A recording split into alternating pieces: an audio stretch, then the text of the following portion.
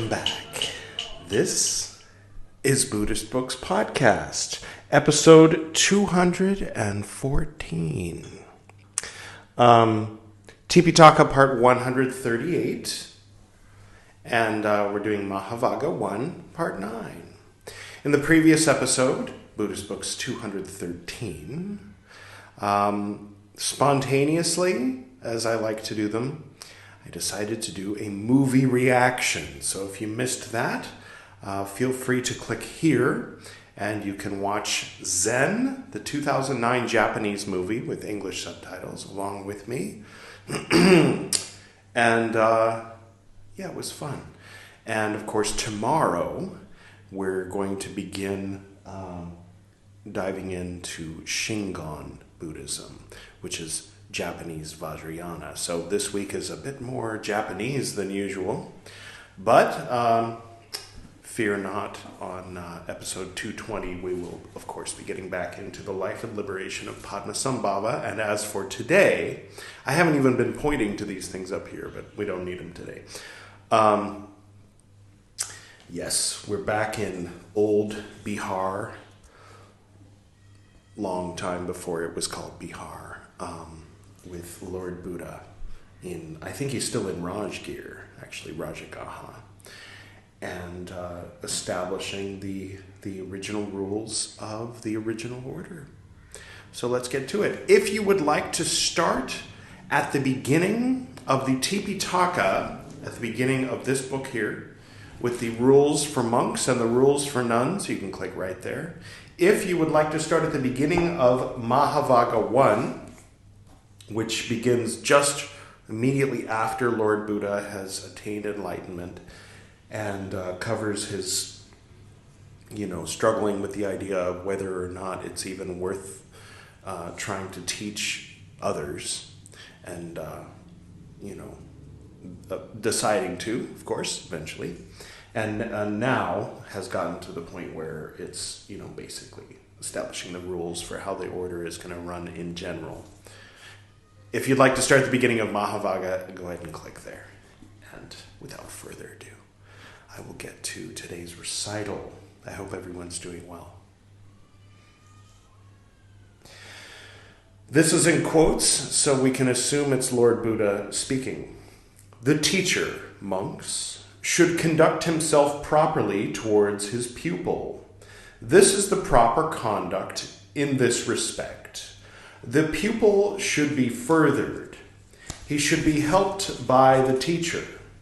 3 dots. Basically, the rest of this, now we're into the translator deciding rather than repeat something very similar to what's been said before. They're just going to tell you that this is all the same as, it says, reading teacher and pupil for preceptor and one who shares a cell. Okay. So it's all the same stuff as the one who shares the cell toward the preceptor, except you say teacher instead of preceptor. Okay. 3 dots. If the pupil becomes ill, he should tend him as long as life lasts. He should wait until he recovers, end quote. So that's the end of that section, which is actually pretty long, but on account of the little trick of the translator,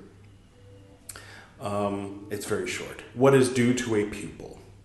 The 6th portion for repeating. So if you were a Theravadan monk, then you would have said all that out loud.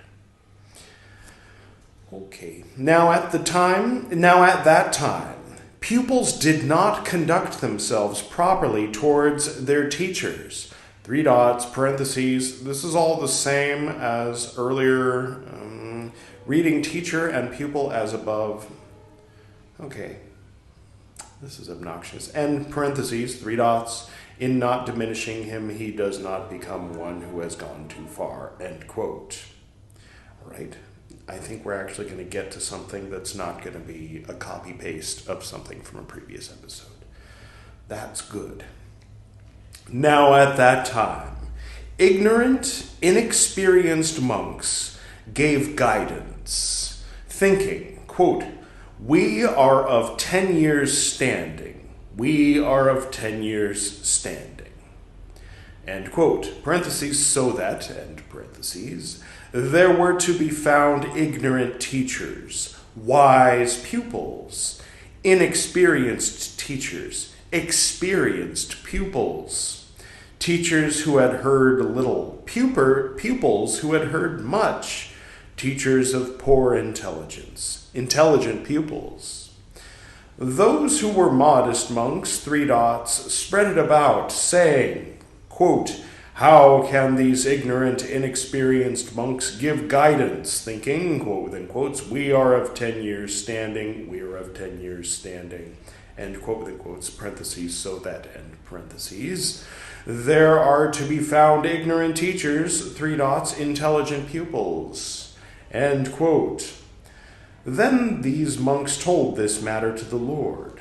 He said, quote, is it true, as is said, monks, that ignorant, inexperienced, parentheses, monks, end parentheses, are giving guidance, thinking, quote within quotes, we are of 10 years standing, we are of 10 years standing, end quote within quotes, end quote.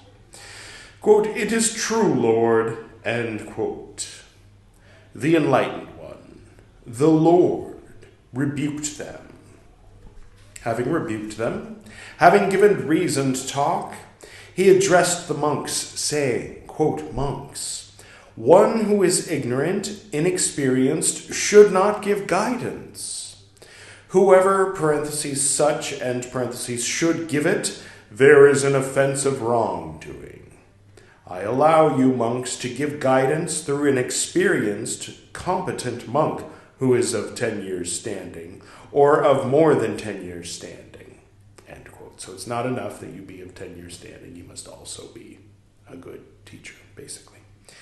Now at that time, monks, when their teachers and preceptors had gone away and had left the order and had died and had gone over to another side, parentheses, of the order, end parentheses, a very curious statement that.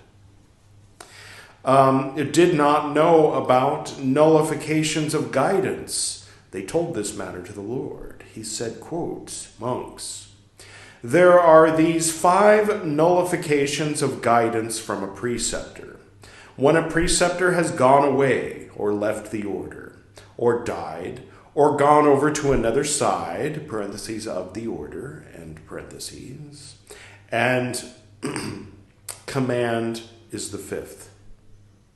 What? These monks are the 5 nullifications of guidance from a preceptor.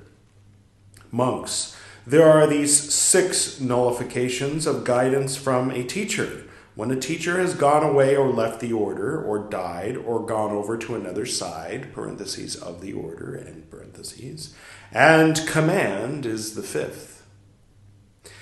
Or if he has come to be connected with a preceptor. These monks are the 6 nullifications of guidance from a teacher. Monks, if a monk is possessed of 5 qualities, he should not ordain. He should not give guidance. A novice should not attend him. If he is not possessed of an adept's body of moral habit, 3 dots, body of concentration, 3 dots, body of wisdom, 3 dots, body of freedom, 3 dots. Body of vision and knowledge of freedom. Monks, if a monk is not possessed of these 5 qualities, he should not ordain. He should not give guidance. A novice should not attend him. I think that in that case, where the 3 dots were, it repeats the first part. So if he is not possessed of an adept's body of moral habit, if he is not possessed of a body of concentration, if he is not possessed of a body of wisdom, if he is not possessed of a body of freedom, if he is not possessed of a body of vision and knowledge of freedom. Okay. Monks, if a monk is possessed of 5 qualities, he may ordain, he may give guidance, a novice may attend him, if he is possessed of an adept's body of moral habit, 3 dots, body of vision and knowledge of freedom. Okay, those same 5. If he has all 5, he can teach. If he's missing one of the 5, he can't teach. Monks. If a monk is possessed of these 5 qualities, he may ordain, right, and give guidance. He may give guidance, a novice may attend him, but he can't ordain unless there are 10 monks present, at least. Remember from earlier. And monks. If a monk is possessed of 5 further qualities, he should not ordain. He should not give guidance. A novice should not attend him. If he is neither himself possessed of an adept's body of moral habit, nor encourages another as to an adept's body of moral habit, 3 dots. If he is neither himself possessed of an adept's body of vision and knowledge of freedom, nor encourages another as to an adept's body of vision and knowledge of freedom. Monks. If a monk is possessed of these 5 qualities, he should not ordain him. He should not give him guidance. A novice should not attend him. So if he's lacking any of these 5 qualities, or has the negative of these same 5 qualities, he should not give guidance. He should not ordain. Okay. I guess maybe in 6th century BC that wasn't considered redundant. Okay. Monks. If a monk is possessed of 5 qualities, 3 dots, a novice may attend him. If he is himself possessed of an adept's body of moral habit and encourages another as to an adept's body of moral habit, 3 dots. If he is himself possessed of an adept's body of vision and knowledge of freedom, and encourages another as to an adept's body of vision and knowledge of freedom. Monks. If a novice is possessed of these 5 qualities, he may ordain, 3 dots. A novice may attend him. And monks. If a monk is possessed of 5 further qualities, he should not ordain, 3 dots. A novice should not attend him. If he comes to be lacking in faith, if he comes to be without shame, if he comes to be reckless, if he comes to be lazy, if he comes to be of muddled mindfulness, monks. If a monk is possessed of these 5 qualities, he should not ordain, 3 dots. A novice should not attend him. I will go on record here as to say I should not ordain. I should not give guidance. All I'm intending to do here is read the scriptures so that you can hear them. Don't mistake me for someone who's giving guidance or ordaining. Just putting that out there. I've said it before, but it's actually been a while since I've said that, so I'm saying it again. Monks. If a monk is possessed of 5 qualities, he may ordain, 3 dots. A novice may attend him. If he comes to have faith, if he comes to feel shame, if he comes to be cautious, if he comes to be of stirred up energy, if he comes to be of ready mindfulness. Monks. If a monk is possessed of these 5 qualities, he may ordain, 3 dots. A novice may attend him. And monks. If a monk is possessed of 5 further qualities, he should not ordain, 3 dots. A novice should not attend him. If in regard to moral habit he comes to have fallen away from moral habit. If in regard to good habits he comes to have fallen away from good habits. If in regard to parentheses right and parentheses view he comes to have fallen away from parentheses right and parentheses view. If he comes to have heard little. If he comes to be of poor intelligence. Monks. If a monk is possessed of these 5 qualities, he should not ordain, 3 dots. Monks. If a monk is possessed of 5 qualities, he may ordain, 3 dots. A novice may attend him. If in regard to moral habit he does not come to have fallen away from moral habit. If in regard to good habits he does not come to have fallen away from good habits. If in regard to parentheses right and parentheses view he does not come to have fallen away from parentheses right and parentheses view. If he comes to have heard much. If he comes to be intelligent, monks.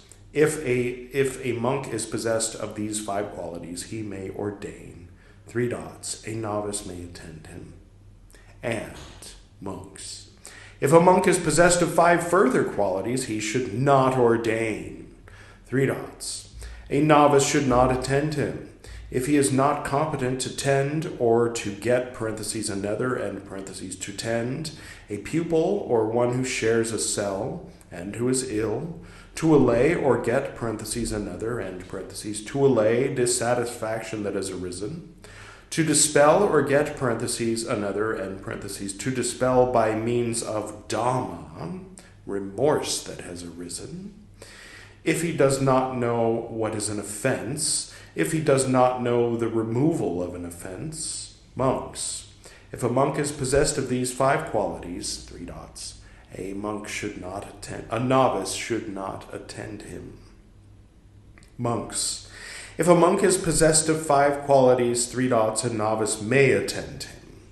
And monks, if a monk is possessed of 5 further qualities, he should not ordain, a novice should not attend him. If he is not competent to make a pupil or one who shares a cell train in the training regarding the fundamentals of conduct, to lead him in the training regarding the fundamentals of the Brahma faring, to lead him in what pertains to Dhamma, to lead him in what pertains to discipline, to discuss or get (another) to discuss by means of Dhamma a false view that has arisen. Monks. If a monk is possessed of these 5 qualities, a monk should not attend him. Monks. If a monk is possessed of 5 qualities, a novice may attend him. And monks. If a monk is possessed of 5 further qualities, a novice should not attend him. If he does not know what is an offense, if he does not know what is not an offense, if he does not know what is a slight offense, if he does not know what is a serious offense, if the 2 patimokkha's in full are not properly handed down to him, not properly classified, not properly intoned, not properly divided by rule and in respect of the explanation, monks. If a monk is possessed of these 5 qualities, a novice should not attend him. Monks, if a monk is possessed of 5 qualities, a novice may attend him. I think in those 3 dots, it's the positive, the inverse of the previous, right? So if he can intone the patimokkha's, etc. And monks, if a monk is possessed of 5 further qualities, he should not ordain. He should not give guidance. A novice should not attend him. If he does not know what is an offense, if he does not know what is not an offense, if he does not know what is a slight offense, if he does not know what is a serious offense, if he is of less than 10 years standing, monks, if a monk is possessed of these 5 qualities, he should not ordain. He should not give guidance. A novice should not attend him. Monks. If a monk is possessed of 5 qualities, he may ordain. He may give guidance. A novice may attend him. If he knows what is an offense, if he knows what is not an offense, if he knows what is a slight offense, if he knows what is a serious offense, if he is of 10 years standing, or of more than 10 years standing. End quote. Told is the portion of 16 times 5 cases, end parentheses, when one may ordain. Okay. Quote, monks, if a monk is possessed of 6 qualities, he should not ordain. He should not give guidance. A monk should not attend him, end quote. Told is the portion of 16 times 6 cases, end parentheses, when one may ordain. Well, that's a little unclear. I mean, I guess both are told. It's really not clear what's going on there. Okay. Now, at that time, the one who had formerly been a member of a nether sect, when he was being spoken to by his preceptor regarding a rule, having refuted the preceptor, went over to the fold of that same sect, parentheses, as before, end parentheses. But having come back again, he asked the monks for ordination. The monks told this matter to the Lord. He said, quote, monks, he who was formerly a member of another sect, having refuted the preceptor and going over to the fold of that same sect, parentheses, as before, end parentheses, on coming back should not be ordained.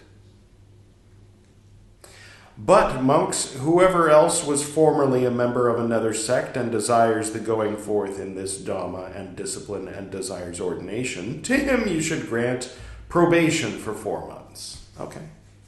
So if somebody was a Jainist and they're like, you know what, I think you got the stuff and they don't, then put them on probation for 4 months. But if somebody was a Jainist and then they were like, okay, I want to be a Buddhist. No, I'm going to be a Jainist. No, I'm going to be a Buddhist. At that point, you're like, no. Okay, stop. Don't do this anymore. Ping pong monk. Something like that, right? Or Ajivika or whatever, one of the other 60 some odd Shramana sects, I assume is what he's talking about. And thus, monks, should it be granted, first, having made him have his hair and beard cut off, having got, parentheses, someone, end parentheses, to present him with yellow robes, having made him arrange his upper robes over one shoulder, having made him honor the monk's feet, having made him sit down on his haunches, having made him salute with joined palms. He should be told, one moment please, I'm going to turn on the air conditioning. No, that's not from the scriptures. That's me talking right now. And I'm sorry for the noise pollution. It's a bit warm in Goa today. Okay. Yes. He should be told, quote within quotes, speak thus, quotes within quotes within quotes.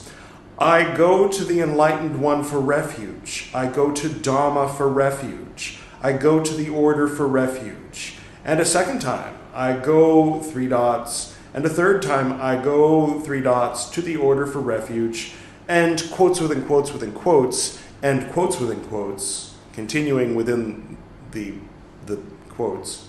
Monks, if he who was formerly a member of another sect has approached the order, has saluted with joined palms, he should speak thus to it, quotes within quotes. I, honored sirs, so-and-so, formerly a member of another sect, desire ordination in this Dhamma and discipline. Therefore do I, honored sirs, ask the order for probation for 4 months. And a second time he should ask, and a third time he should ask. Oh, there's an end quote within quotes. That makes sense. The order should be informed by an experienced, competent monk, saying, quote within quotes, honored sirs, let the order listen to me. This one, so-and-so, formerly a member of another sect, desires ordination in this Dhamma and discipline. He asks the order for probation for 4 months. If it seems right to the order may grant probation to so-and-so, formerly a member of another sect, for 4 months. This is the motion. Honored sirs, let the order listen to me. This one so-and-so, formerly a member of another sect, desires ordination in this Dhamma and discipline. He asks the order for probation for 4 months. The order is granting probation for 4 months to so-and-so, formerly a member of another sect. If the granting of probation for 4 months to so-and-so, formerly a member of another sect, is pleasing to the venerable ones, they should be silent. He to whom it is not pleasing should speak.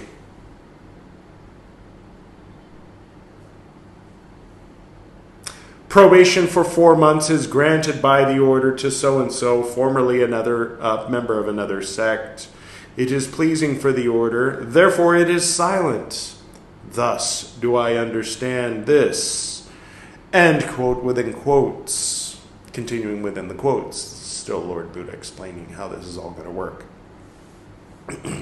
Monks. A former member of another sect becomes one who succeeds thus, one who fails thus. And how, monks, does a former member of another sect become one who fails? Herein, monks, a former member of another sect enters a village at too early a time. He returns too late in the day.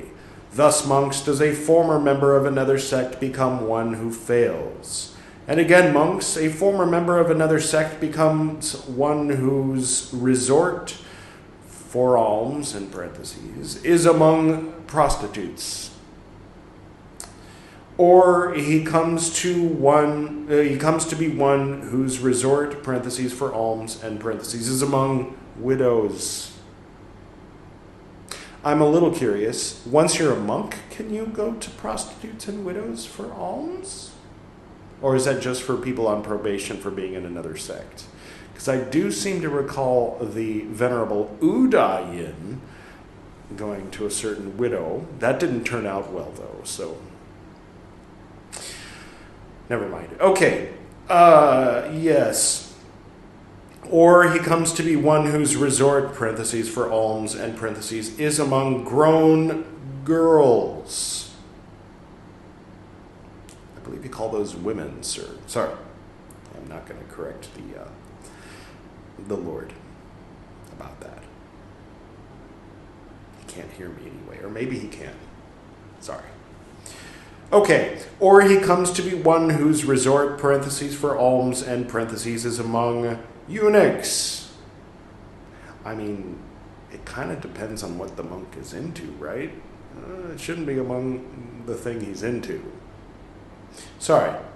Or he comes to be one whose resort, parentheses, for alms, and parentheses, is among nuns. Well, yeah, going to the nuns for alms is a little tacky. They're going for alms.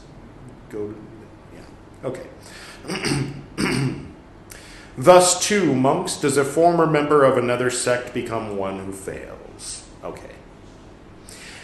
And again, monks, a former member of another sect in regard to those various things which have to be done by his fellows in the Brahma faring comes to be not dexterous therein, not vigorous, not possessed of consideration for those kinds of things, not able to act himself, not able to direct, parentheses, others, end parentheses. Thus, too, monks, does a former member of another sect become one who fails. And again, monks, a former member of another sect comes to be one who is not of keen desire as to the recitation, as to the interrogation, as to the high morality, the higher thought, the higher wisdom. Thus, too, monks, does a former member of another sect become one who fails. I just want to take a moment to look. So, not dexterous therein within the things that are done by the Brahma faring. So that's just sort of in general. Not able to act himself, not able to direct others. Okay. That's okay. And again, monks, a former member of another sect becomes angry, displeased, dissatisfied if dispraise is being spoken of the teacher, the views, the approval, the persuasion, the creed of that fold of a sect from which he has come over. Oh, if he gets upset when monks speak badly about the other sect that he came from, then he fails. All right, fair enough. I mean, I guess you could kind of liken that, if somebody is converting from, Catholicism to Judaism, and they go to the synagogue, and afterward people are talking, and it's like, yeah, those Catholics. And it's like, hey, now, wait a minute, then, well, he'd probably still be accepted as a Jewish convert in that context. It's different from being a monk. Never mind. A different century, whole different thing. Just ignore me. Okay, where were we? Or else he becomes pleased, elated, satisfied if praise is being spoken of the teacher, the views, the approval, the persuasion, the creed of that fold of a sect from which he has come over. Okay. So he fails either way. If he doesn't like criticism of his former sect, or if he too much likes praise of his former sect. This is pretty strict and subjective, I'd say. He becomes angry, displeased, dissatisfied if praise is being spoken of the awakened one or Dhamma of the order. Thus, monks is the knitting together in regard to what may be the failure of a former member of another sect. It is thus, monks, that a former member of another sect becomes one who fails. Therefore, monks, if there come a former member of another sect who has failed, he should not be ordained. And how, monks, does a former member of another sect become one who succeeds? Herein, monks, a former member of another sect does not enter a village at too early a time. He does not return too late in the day. Thus, monks, does a former member of another sect become one who succeeds. And again, monks, point by point, the contrary of everything that how he fails. Right. I mean, okay, I figured it was going to be that. End parentheses. That's the translator saying, I don't feel like translating all this. You get it, right? Thank you, Miss Horner. Or Mrs. I don't know if she was married. Okay. Thus, this, monks, is the knitting together in regard to what may be the success of a former member of another sect. It is thus, monks, that a former member of another sect becomes one who succeeds. Therefore, monks, if there come a former member of another sect who has succeeded, he may be ordained. If, monks, a former member of another sect comes naked, a robe belonging to a preceptor should be looked about for. Okay, doesn't disqualify you, because there are naked sects. The Jainists back then, for instance, at least Mahāvagga, who's famously naked, their leader, so it wouldn't have been uncommon. Someone shows up, I'm interested in being a part of your Dhamma, and they're naked. Just get them a robe. Don't be like, get out of here, naked boy. It was a different time. Probably these days, well, I don't know. Never mind. These days there'd be other concerns, like how did you get here without getting arrested? Even Jainists wear clothes these days. Never mind, I'm sorry. If he comes without the hair of his head cut off, the order should be asked for permission for shaving it close. Monks, if those come who are fire-worshipping, matted hair ascetics, they may be ordained. Probation should not be given to these. That's interesting. That's really interesting. Because they're not considered from another sect. They're not from a different ascetic or Shramana sect. They are, in fact, Brahmins. Right?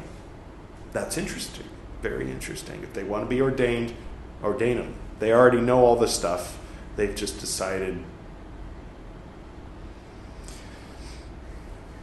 Very interesting. I learned something today, I have to say. Okay. What is the reason for this? Okay, yeah, I'm interested. I'd like to hear this. These monks affirm deeds. They affirm what ought to be done. If, monks, there come a former member of another sect who is Sakyan by birth, he may be ordained. Probation should not be given to him. Huh! All right, well, that's just nepotism there, because Lord Buddha was a Sakyan, as in Shakyamuni Buddha, right? Interesting, all right. Monks, will give this special privilege to, parentheses, my, end parentheses, relations. End quote. And they were upfront about it. These days you got videos about Nepo babies and stuff like that. And they want to try to be like, well, I don't want to give special privilege just because she's the daughter of the producer of all the movies. She still has to audition for the role. She's probably going to get it, but she earned it. But she's a terrible actress. No, it's really subtle. You just have to be... Nope, he was just like, yeah, if you're a cousin of mine, no need for probation. Okay. The talk on former members of another sect. The 7th portion, for repeating. This was fun, especially toward the end. I mean, it was like the general gist of it was a little dull and, sometimes repetitive, but that last little bit there was really interesting. So if you're from another sect, like Jainism or Ajivika or one of the other 60 Shramana sects that were popular in that area at the time, if you have a guru and you have a practice, something like meditation and, this kind of thing, trying to attain enlightenment, getting out of the wheel of samsara, in one way or another, other than Lord Buddha's teachings, then you go on probation for 4 months. But if you're a matted hair ascetic who worships fire or Indra, right? Then and you want to join, just shave his head. He's a monk. And if you're like, that guy, the head of the order, you know him as Lord Buddha. He's my cousin. No waiting period for you. All right. This has, once again, been fun for me. I hope it was fun for you. And I'm going to go ahead and get to the closing and wish you all the best.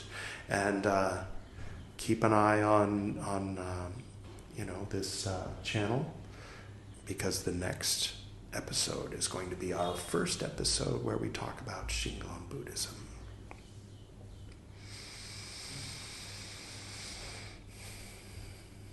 To the north and to the south, to the east and to the west, to the spirits of light among us and to the spirits below, we send out our reverent love and compassion.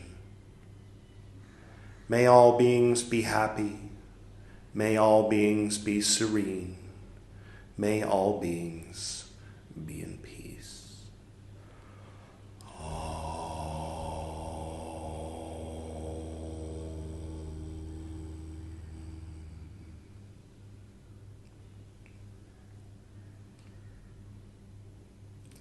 Until next time.